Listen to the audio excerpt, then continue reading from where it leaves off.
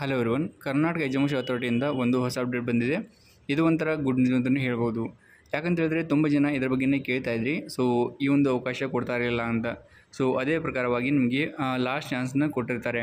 ಅದು ಏನಂತ ಹೇಳಿದ್ರೆ, ಇವಾಗ ಕೆಲವು ವಿದ್ಯಾರ್ಥಿಗಳು KCET ಅಪ್ಲಿಕೇಶನ್ ಹಾಕಬೇಕಾದ್ರೆ ಅವರು ಅಗ್ರಿಕೋಟನ್ನು ಸೆಲೆಕ್ಟ್ ಮಾಡ್ಕೊಂಡಿಲ್ಲ. ಸೊ ಹಾಗಾಗಿ ಇವಾಗ ಅದನ್ನು ಚೇಂಜ್ ಮಾಡ್ಕೊಳ್ಳೋಕ್ಕೆ ಆಗುತ್ತಾ ಇಲ್ಲ ಅಂತ ಕೇಳ್ತಾ ಇದ್ದೀರಿ. ಸೊ ಇವಾಗ ನಿಮಗೆ ಅವಕಾಶ ಕೊಟ್ಟಿದ್ದಾರೆ. ಸೊ ಈ ಒಂದು ನೋಟಿಫಿಕೇಷನ್ ಪ್ರಕಾರ ನಿಮಗೆ ನಾಳೆಯಿಂದ ಅಂದರೆ 23ನೇ ತಾರೀಕಿಂದ 24ನೇ ಏಪ್ರಿಲ್ವರೆಗೆ ಎಡಿಟ್ ಮಾಡ್ಕೊಳ್ಳೋಕ್ಕೆ ಅವಕಾಶ ಕೊಟ್ಟಿರ್ತಾರೆ. ಸೊ ನೀವು ವೆಬ್ಸೈಟಿಗೆ ಬಂದು ನಿಮಗೆ ಒಂದು ಲಿಂಕ್ ಕೊಡ್ಬೋದು ಎಡಿಟ್ ಮಾಡ್ಕೊಳ್ಳೋಕ್ಕೆ. ಅದನ್ನು ಯೂಸ್ ಮಾಡ್ಕೊಂಡು ನೀವು ಯಾರಾದರೂ ಅಗ್ರಿಕೋಟ ನೋ ಅಂತ ಸೆಲೆಕ್ಟ್ ಮಾಡ್ಕೊಂಡಿದ್ರೆ ಅದನ್ನು ಎಸ್ ಅಂತ ಕನ್ವರ್ಟ್ ಮಾಡ್ಕೋಬೋದು.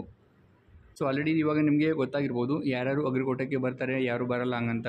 KCET ಅಪ್ಲಿಕೇಶನ್ ಹಾಕಬೇಕಾದ್ರೆ ನೋ ಅಂತ ಸೆಲೆಕ್ಟ್ ಮಾಡ್ಕೊಂಡಿದ್ರೆ ಮತ್ತು ಇವಾಗ ನೀವು ಅಗ್ರಿಕೋಟಕ್ಕೆ ಎಲಿಜಿಬಲ್ ಇದ್ದೀರಾ ಅಂತ ಹೇಳಿದ್ರೆ ಅದನ್ನು ಎಸ್ ಅಂತ ಕನ್ವರ್ಟ್ ಮಾಡ್ಕೋಬೋದು, ಅಂದರೆ ಅದನ್ನು ಎಡಿಟ್ ಮಾಡ್ಕೋಬೋದು. ಸೊ ಇದೊಂದು ತುಂಬ ಇಂಪಾರ್ಟೆಂಟ್ ಆಗಿರುವಂಥ ಅಪ್ಡೇಟ್ ಆಗಿರುತ್ತೆ. ಹಾಗಾಗಿ ಈ ಒಂದು ಇನ್ಫಾರ್ಮೇಷನ್ನ ಎಲ್ಲ ಫ್ರೆಂಡ್ಸ್ ಗ್ರೂಪಲ್ಲಿ ಶೇರ್ ಮಾಡೋಕ್ಕೆ ಟ್ರೈ ಮಾಡಿ. ಯಾಕಂತ ಹೇಳಿದ್ರೆ ತುಂಬ ಜನ ವಿದ್ಯಾರ್ಥಿಗಳು ಈ ಒಂದು ಪ್ರಾಬ್ಲಮ್ನ ಫೇಸ್ ಮಾಡ್ತಿದ್ದಾರೆ.